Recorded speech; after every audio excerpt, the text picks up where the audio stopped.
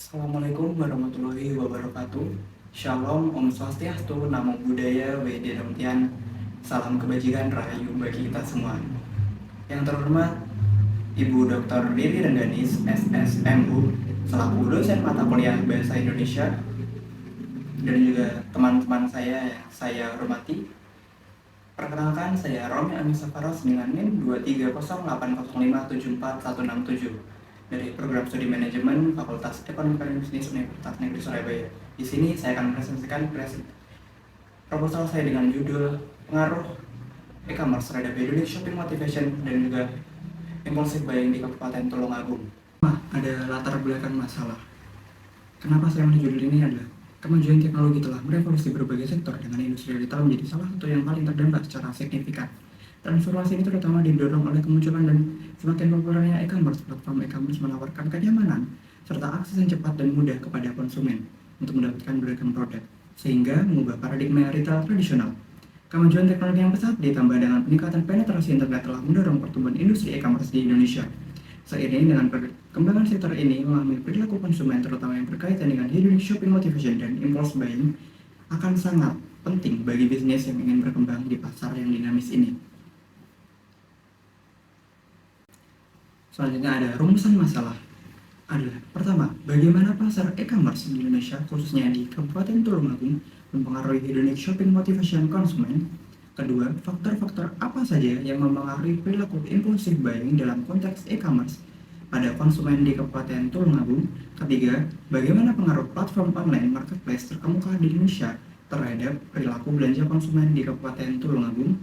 Keempat, apa implikasi dan temuan penelitian ini bagi pelaku bisnis dan pembuat kebijakan dalam industri e-commerce khususnya di Indonesia khususnya di Kabupaten Tulungagung.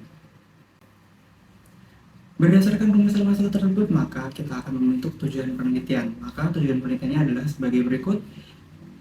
Pertama, untuk mengetahui pengaruh pasar e-commerce di Indonesia khususnya di Kabupaten Tulungagung terhadap hedonic shopping motivation konsumen. Kedua, untuk mengetahui faktor-faktor yang mempengaruhi perilaku impulsive buying dalam konteks e-commerce pada konsumen di Kabupaten Tulungagung. Ketiga, untuk mengetahui bagaimana platform online marketplace terkemuka di Indonesia mempengaruhi perilaku belanja konsumen di Kabupaten Tulungagung.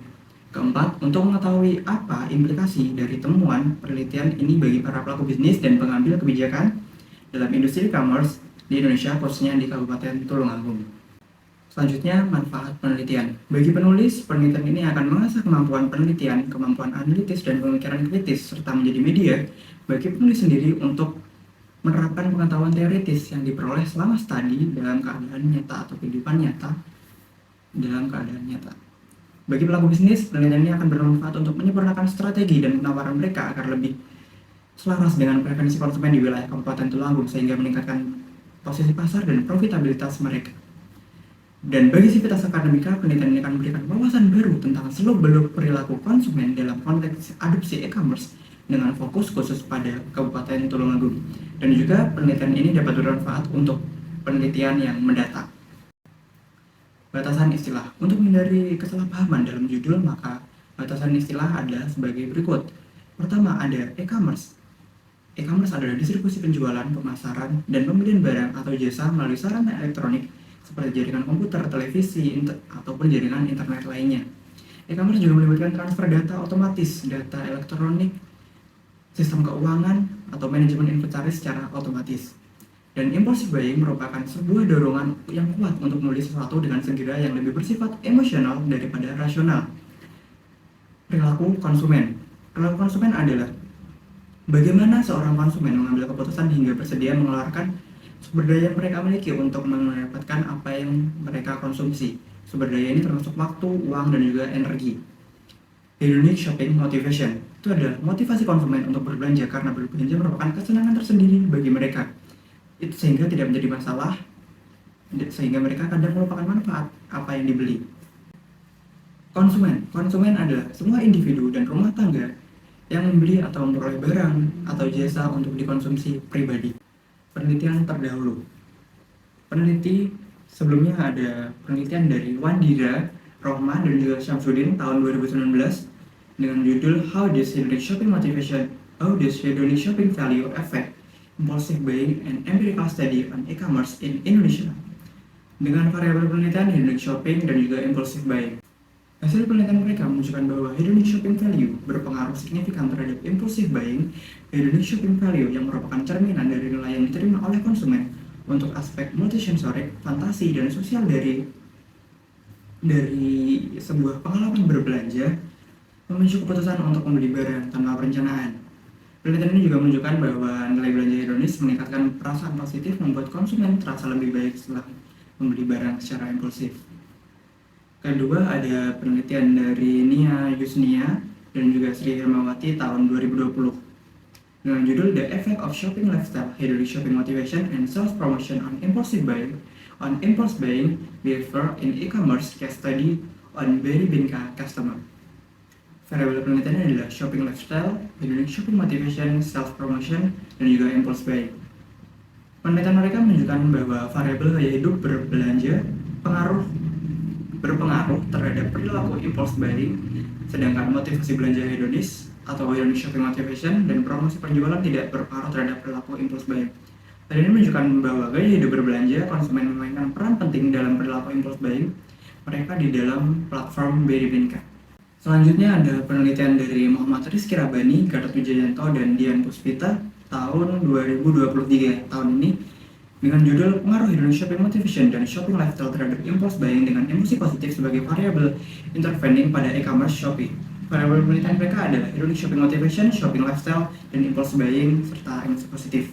Hasil penelitian mereka menunjukkan bahwa hedonic shopping motivation berpengaruh terhadap positive emotion, shopping lifestyle berpengaruh terhadap positive emotion berpengaruh terhadap impulse buying, hedonic shopping motivation tidak berpengaruh terhadap impulse buying. Shopping lifestyle berpengaruh terhadap impulse buying, hedonic shopping motivation berpengaruh terhadap impulse buying melalui positive emotion, dan shopping lifestyle berpengaruh terhadap impulse buying melalui positive emotion. Landasan teori. Pertama, e-commerce. E-commerce adalah sekumpulan teknologi, aplikasi, dan proses bisnis yang dinamis yang menghubungkan perusahaan, pelanggan, masyarakat melalui transaksi elektronik dan pertukaran barang, jasa, dan informasi secara elektronik. E-commerce dibagi menjadi 6 jenis, yaitu business to consumer, customer to customer, mobile e-commerce, social e-commerce, dan juga local e-commerce. Keutamaan e-commerce menurut Darwin ada 3. E-commerce memungkinkan pelanggan untuk berbelanja atau melakukan transaksi lainnya selama 24 jam sehari sepanjang tahun dan hampir setiap kota. E-commerce menawarkan lebih banyak variasi produk dan jenis jasa kepada pelanggan sehingga memungkinkan mereka untuk memilih berbagai macam produk dari banyak merek ataupun vendor.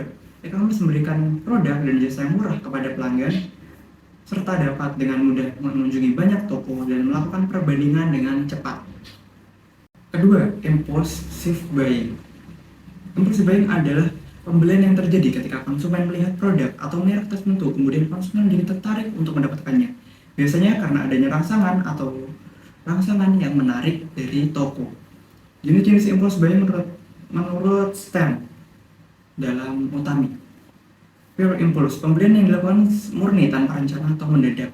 Immediate impulse, pembelian yang dilakukan tanpa rencana karena diingatkan ketika melihat iklan. Suggestion impulse adalah pembeli yang terpengaruh karena diyakinkan oleh penjual atau teman yang mereka temui ketika berbelanja. Atau product impulse, pembeli melakukan pembelian karena yang sudah direncanakan, namun karena barang yang mereka inginkan itu habis, mereka memilih untuk membeli barang lain. Berdasarkan penelitian yang ditulis dalam jurnal Retailing, Beatty and Farrell menjelaskan faktor-faktor penentu terjadinya impulse buying. Hasil dari penelitian tersebut menjadi skala pengukuran yang mengukur impulse buying scale dalam 7 dimensi utama. Langsung aja ke next, ada hedonic shopping motivation. Hedonic shopping motivation adalah motivasi konsumen untuk berbelanja karena berbelanja merupakan kesenangan tersendiri sehingga tidak menjadi masalah. Konsumen yang berbelanja karena berbelanja merupakan kesenangan sehingga tidak memperhatikan manfaat dari produk yang dibeli. Dimensi hedonic shopping motivation dibagi menjadi beberapa. Pertama, ada adventure atau explore shopping, dilakukan oleh konsumen untuk menemukan sesuatu yang baru dan menarik. Value shopping, kenikmatan yang dirasakan ketika berbelanja. Idea shopping adalah ketika konsumen pergi berbelanja karena ingin mencari tahu tentang hal-hal baru atau tren baru.